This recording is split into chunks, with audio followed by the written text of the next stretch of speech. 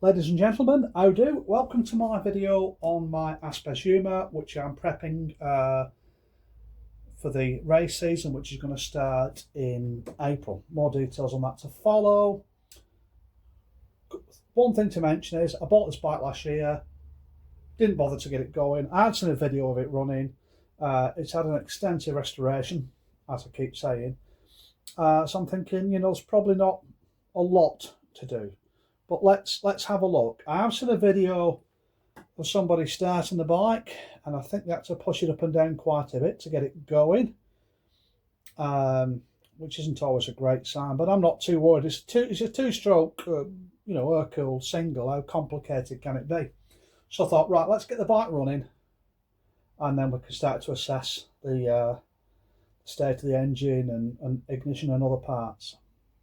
First thing to note is I thought, well, I'll check the spark at the spark plug. Very weak indeed, to the point where it's almost invisible. So I have to excuse, I've got my dressing gown on. I'm in the garage. It's first thing in the morning. So let's have a look what we found. Bearing in mind this has been a fully restored bike, this. So I'm going to put the spark plug in. This probably won't transfer over very well to what you can see. I'm turning the engine over,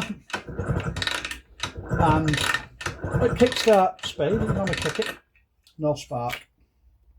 If I kick it very hard and fast, I can get a weak spark. Okay, let's try this other spark plug.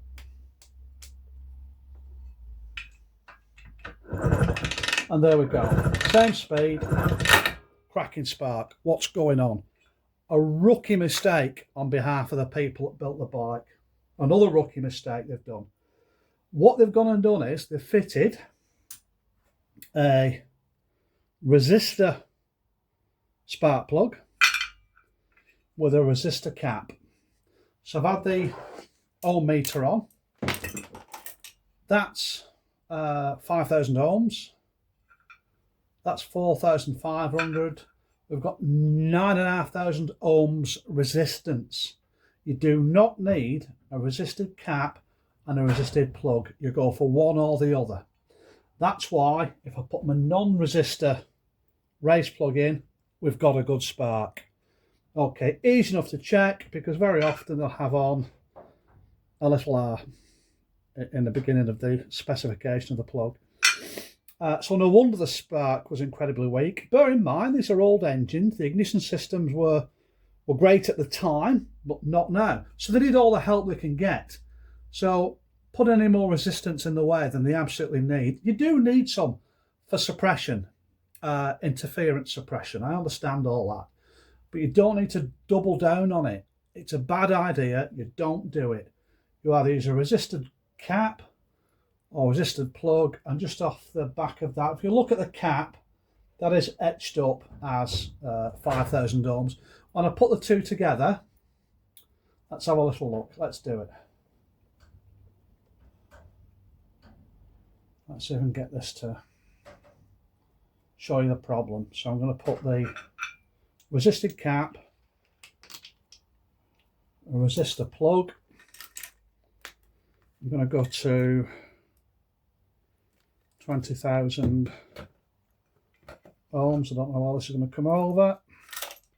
So I'm going to put this through plug lead. Doesn't matter which way you do it when I'm doing resistance. And central electrode. And there we go.